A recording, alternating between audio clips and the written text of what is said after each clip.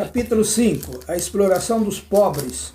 Algum tempo depois, muitas pessoas, tanto homens como mulheres, começaram a reclamar contra os seus patrícios judeus. Alguns diziam: as nossas famílias são grandes e precisamos de trigo para nos alimentarmos e continuarmos vivos. Outros diziam: para não morrermos de fome, nós tivemos de penhorar os nossos campos, as nossas plantações de uvas e as nossas casas a fim de comprar trigo. E outros ainda diziam: tivemos de pedir dinheiro emprestado para pagar ao rei os impostos sobre os nossos campos e plantações de uvas.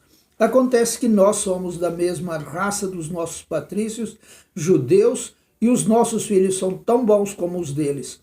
No entanto, nós temos de fazer com que os nossos filhos trabalhem como escravos. Algumas das nossas filhas já foram vendidas como escravas. Não podemos fazer nada para evitar isso, pois os nossos campos e as nossas plantações de uvas foram tomadas de nós. Quando eu, Neemias, ouvi essas queixas, fiquei zangado e resolvi fazer alguma coisa. Repreendi as autoridades do povo e os oficiais e disse: vocês estão explorando seus irmãos. Depois de pensar nisso, eu reuni todo o povo a fim de tratar desse problema e disse: de acordo com as nossas posses, nós temos comprado dos estrangeiros nossos patrícios judeus que tiveram de se vender a eles como escravos.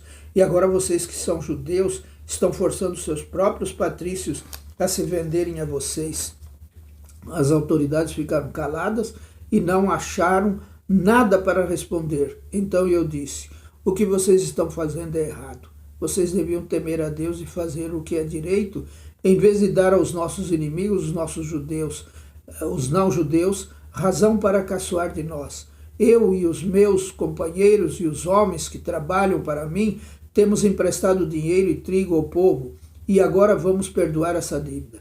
Portanto, vocês também perdoem todas as dívidas deles, dinheiro, vinho ou azeite, e devolvam agora mesmo os seus campos, as suas plantações de uvas e de oliveiras e as suas casas. As autoridades responderam: está bem, nós vamos fazer o que você está dizendo.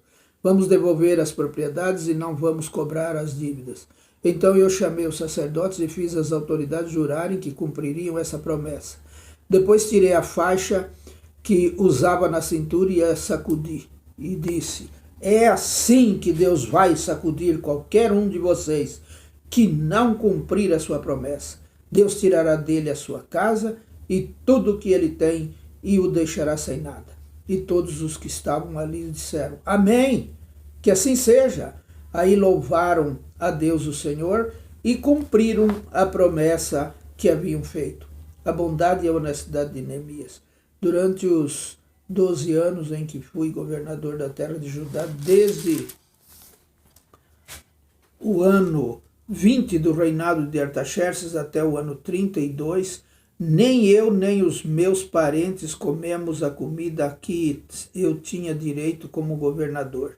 Antes de mim, os governadores tinham sido uma carga para o povo e haviam exigido que o povo pagasse 40 barras de prata por dia a fim de comprar comida e vinho.